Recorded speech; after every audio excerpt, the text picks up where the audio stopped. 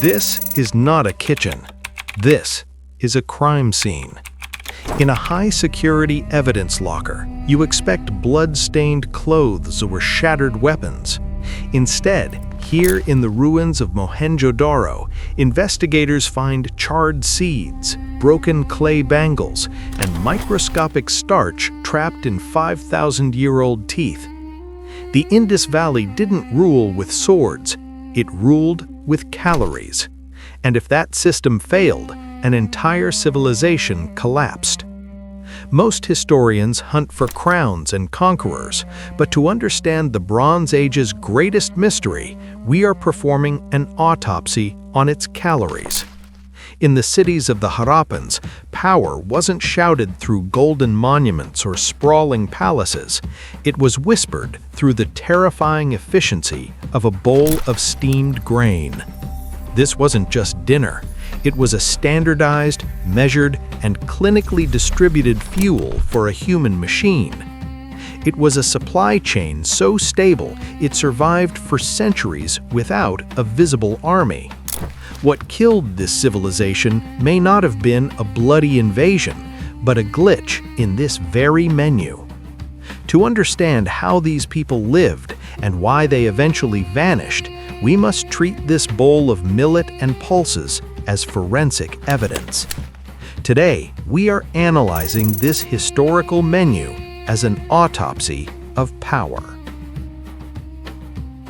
If we want to understand the hierarchy of the Indus Valley, we have to look past the stone walls and into the empty space of their storage jars.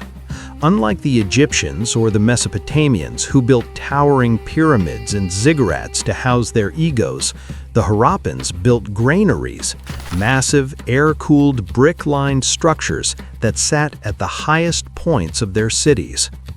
In this world, the social autopsy reveals a society where the priest-king, if he existed at all, was likely a master of logistics.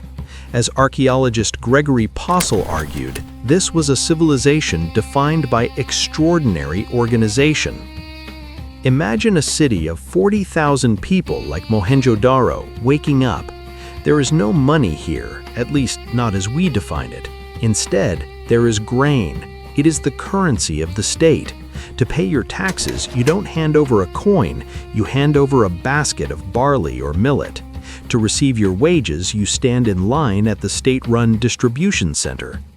We see this reflected in the material culture, thousands of identical mass-produced clay bowls found in the working-class quarters near the granaries. This is the labor hierarchy made visible. It suggests a world where the elite didn't just own the land, they owned the very biological clock of the people. If the state controls the steaming pot, the state controls the person. But this wasn't just about survival, it was about social stratification through standardization. While the commoners ate a base of rugged millets, a resilient, drought-resistant crop, the elite menu shifted toward wheat and barley, often processed with a level of purity that required immense human labor. We see traces of diverse pulses like chickpeas and green gram, often seasoned with ginger, turmeric, and garlic. These weren't just spices, they were markers of access. Think about the sheer sensory environment of a Harappan industrial kitchen. Hundreds of workers, likely women and laborers, bent over heavy stone querns for hours. The sound of stone grinding against stone was the white noise of the Bronze Age.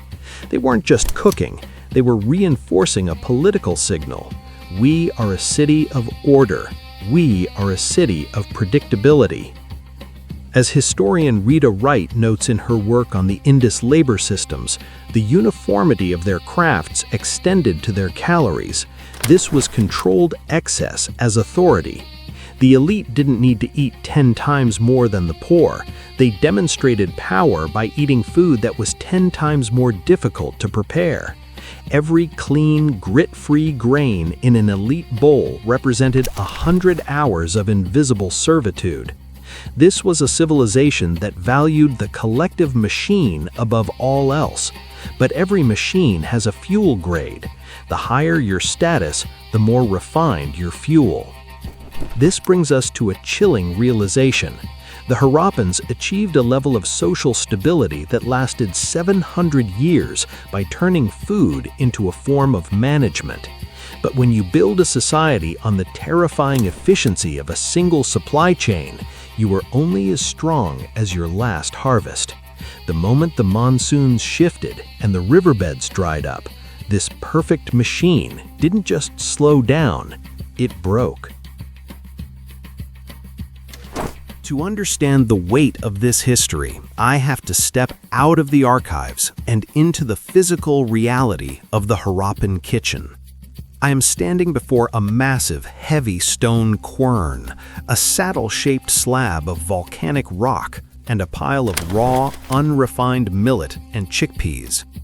In the modern world, we think of ancient grains as a health trend. For a Harappan laborer, they were a sentence of physical exhaustion. The first thing you realize is the time cost. I begin by grinding the grain. There are no shortcuts here. To get enough flour for a single meal, I have to use the full weight of my upper body, pushing a smaller stone back and forth over the grain for nearly an hour. Within 15 minutes, my shoulders are screaming. This is the white noise I mentioned earlier, the rhythmic bone-deep ache of the thousands of people who fueled Mohenjo-Daro. As I sweat over this stone, I'm reminded of what bioarchaeologists have found in the skeletons of Harappan women: severe osteoarthritis in the cervical vertebrae and knees. Their bodies were literally warped by the act of preparing this simple menu. Next comes the sourcing difficulty. I'm using finger millet and pearl millet, grains that are incredibly hardy but notoriously difficult to process. They have a thick, protective husk that must be winnowed and pounded before they are even edible. In the Indus Valley, this wasn't just about nutrition, it was about the structural control of time. If the state provides you with raw grain that takes 4 hours to process, the state has effectively claimed 4 hours of your life before you've even taken a bite. Now, for the cooking. We aren't boiling these grains into a mush. The archaeological record shows us something more sophisticated: steaming. I am using a replica of a Harappan perforated pot, a clay vessel riddled with small uniform holes. I place the soaked grains and pulses inside, nested over a larger pot of simmering water infused with ginger and turmeric. The heat must be constant. In a city of 40,000, where wood was a precious resource managed by the state, the very act of maintaining a fire was a political luxury. I am using charcoal, trying to maintain a gentle, indirect heat that allows the steam to penetrate the dense millets without burning them. The smell is earthy, sharp, and medicinal. As the steam rises, the sage in me reflects on the judgment calls those ancient cooks had to make. They didn't have thermometers or timers. They judged the readiness of the meal by the scent of the spices and the change in the grain's translucency. They were masters of a low-energy, high-patience technology. As I finally plate the meal, a heap of fluffy steamed grains topped with a tempered pulse mash, the physical toll is undeniable. My hands are stained yellow from the turmeric, and my back is stiff from the grinding stone. I am looking at a bowl that represents roughly 6 hours of human labor. When an elite Harappan sat down to eat this, they weren't just consuming calories, they were consuming the accumulated fatigue of their subordinates. The purity of this steamed grain, free of grit and perfectly textured, was the ultimate status symbol because it was the most difficult to achieve in a world of dust and stone. I take a bite, and the taste is surprisingly delicate. A clean, nutty warmth that feels more like an intentional design than a primitive meal. But as the flavor fades, the revelation sets in. This grain isn't just food, it's a fossilized philosophy. The taste confirms the power of the system. It is a meal of extreme discipline. The labor reveals the hierarchy. a society that transformed the daily act of eating into a grueling ritual of servitude for some and refined leisure for others. The excess we find here isn't the golden decadence of a Roman banquet, it is the excess of order. The Harappans proved that you don't need a palace to project authority, you only need to control the calories. When we look at the collapse of the Indus Valley, we often look for signs of fire or the sword. But looking at this bowl, the truth feels more fragile. They built a world of such terrifyingly perfect logistics that it left no room for error. When the rivers shifted, the VIP menu didn't just disappear, the entire social contract vanished with it. The people didn't die out, they simply walked away from a machine that could no longer feed them. We don't just cook ancient food, we decode the civilizations behind them.